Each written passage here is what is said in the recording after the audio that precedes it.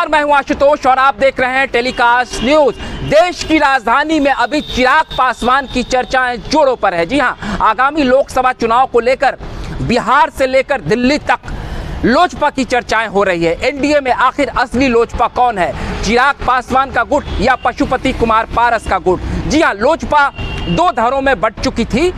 एक गुट का नेतृत्व केंद्रीय मंत्री पशुपति कुमार पारस करते हैं तो दूसरे गुट का नेतृत्व सांसद और रामविलास पासवान के पुत्र चिराग पासवान करते हैं। लेकिन दिल्ली में जब भाजपा के राष्ट्रीय अध्यक्ष जेपी नड्डा के साथ चिराग पासवान की मुलाकात हुई तो मुलाकात के बाद चिराग पासवान काफ़ी संतुष्ट नजर आए और काफ़ी प्रसन्न नजर आए और उन्होंने ये साफ कर दिया कि उन्हें जो है एनडीए में काफ़ी अच्छी सीटें मिलने जा रही है, क्योंकि चिराग पासवान जिस बात के लिए नाराज चल रहे थे उनके बॉडी लैंग्वेज से और उनके चेहरे की प्रसन्नता को देखकर ऐसा लगने लगा कि जितनी सीटों की वो डिमांड कर रहे थे लगभग उनकी बातें एनडीए में मान ली गई है।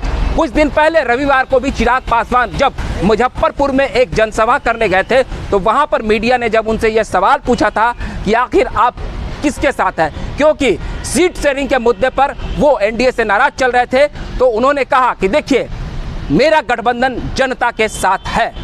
तो आपको मैं बता दूं कि आखिर चिराग पासवान के तरफ एनडीए में जो है भाजपा का जो झुकाव चिराग पासवान की तरफ क्यों हुआ, उसके कई कारण है। क्योंकि जो अभी मौजूदा दौर में जातिगत जनगणना हुआ है उसमें अनुसूचित जाति और जनजाति की अगर हम संख्या की बात करें तो 19.20 है, लगभग 20% के आसपास है। और अकेले अगर हम दलित वोट बैंक की बात करें तो उसकी तादाद भी बहुत अच्छी खासी है। क्योंकि बिहार में मुख्यमंत्री नीतीश कुमार ने बिहार में दलित समुदाय को दलित और महादलित में बांट दिया था। उस वक्त रामविलास पासवान की नाराजगी भी खुलकर सामने आई थी और उसके बाद से चिराग पासवान भी नीतीश कुमार से काफ़ी नाराज रहते हैं। वो कई बार बिहार फर्स्ट और बिहारी फर्स्ट की बात भी किया करते हैं और नीतीश कुमार के शासनकाल को लेकर वो पूर्व में कई सवाल खड़े कर चुके हैं। उनके भ्रष्टाचार से लेकर वो ये भी कह चुके हैं कि अब नीतीश कुमार काफ़ी एक थके हुए मुख्यमंत्री हो गए हैं और बिहार में जिस तरीके से जंगल राज चल रहा है अब नीतीश कुमार बिहार को अच्छे तरीके से संभाल नहीं पा रहे हैं। लेकिन जब एनडीए में नीतीश कुमार और चिराग पासवान साथ थे, ये तब की बात है। उसके बाद 2020 के विधानसभा चुनाव में आपको पता है कि चिराग पासवान ने नीतीश कुमार के खिलाफ विधानसभा चुनाव में अपने उम्मीदवार खड़े कर दिए थे। उस वक्त से नीतीश कुमार और चिराग पासवान के बीच एक लंबी खाई खड़ी हो गई थी। फिर नीतीश कुमार भी एनडीए से बाहर चले गए थे और अब चिराग पासवान आश्वस्त थे कि इस बार लोकसभा चुनाव में उन्हें अच्छी खासी सीटें मिलेगी। लेकिन नीतीश कुमार के एनडीए में वापस आ जाने के बाद चिराग पासवान की मुश्किलें बढ़ने लगी, क्योंकि पूर्व में जब चिराग पासवान ने विधानसभा चुनाव में अपने उम्मीदवार उतारे थे तो नीतीश कुमार उनसे नाराज थे और उनकी नाराजगी की वजह से लोजपा दो भागों में बटी और जो पशुपति कुमार पारस है उसके गुट को नीतीश कुमार ने सम्मान दिया और फिर नीतीश कुमार के ही दबाव पर केंद्र में पशुपति कुमार पारस को मंत्री बनाया गया, न कि चिराग पासवान को। लेकिन अब परिस्थितियां बदल गई है, नीतीश कुमार फिर एनडीए में हैं, लेकिन अब नीतीश कुमार की बात को भी भाजपा ने नज़रअंदाज किया है और चिराग पासवान को ही असली लोजपा माना जा रहा है। इसकी कई वजह है, क्योंकि बिहार में दलित वोट बैंक की अच्छी खासी तादाद है और चिराग पासवान की जनसभाओं में भी आप देखेंगे तो काफ़ी भीड़ उमड़ती है। वहीं चिराग पासवान एक युवा नेता है, प्रखर वक्ता है और रामविलास पासवान के पुत्र हैं। रामविलास पासवान जो है बिहार में दलित समुदाय के काफ़ी कद्दावर और बड़े नेता रहे हैं। अगर हम कांशीराम की बात करें, मायावती की बात करें तो उसके बाद रामविलास पासवान राष्ट्रीय स्तर पर दलित समुदाय के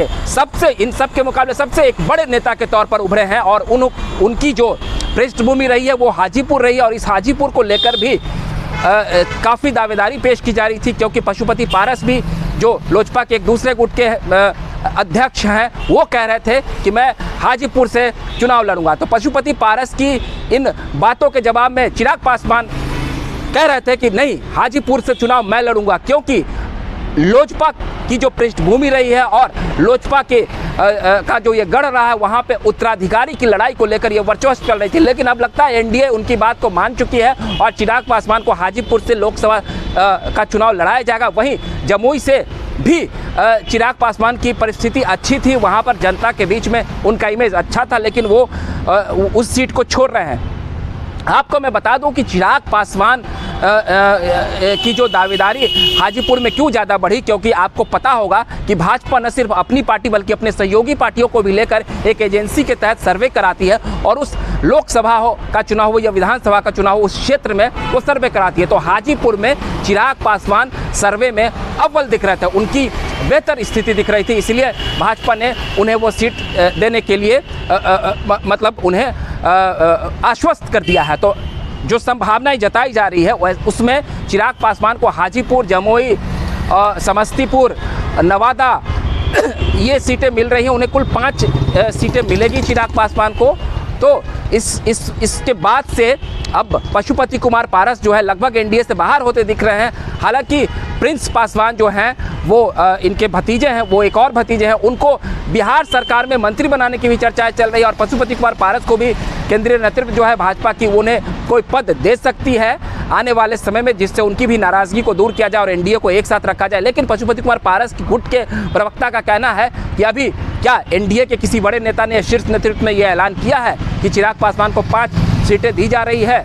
तो कुल मिलाकर अभी जो है संशय की स्थिति बनी हुई है, लेकिन चिराग पासवान ने यह स्पष्ट कर दिया है कि उन्हें वो सीटें मिल रही है। उधर लोजपा के जो पशुपति कुमार पारस हैं उनके गुट के पशुपति कुमार पारस गुट के महबूब अली कैसर ने भी चिराग पासवान से मुलाकात की और उन्होंने कहा है कि अगर चिराग पासवान मुझे आगामी लोकसभा चुनाव में टिकट देंगे तो मैं चुनाव लड़ सकता हूं। तो चिराग पासवान की जो अब नाराज़गी दूर हो रही है और एनडीए में असली लोजपा के जो दावेदार हैं अब चिराग पासवान ही उभर कर सामने आ रहे हैं। अगर आपको हमारा ये वीडियो अच्छा लगा हो तो उसे प्यार दे दें। अगली बार हम फिर नए वीडियो के साथ हाजिर रहेंगे, तब तक के लिए आप हमें इजाज़त दीजिए। बहुत बहुत धन्यवाद।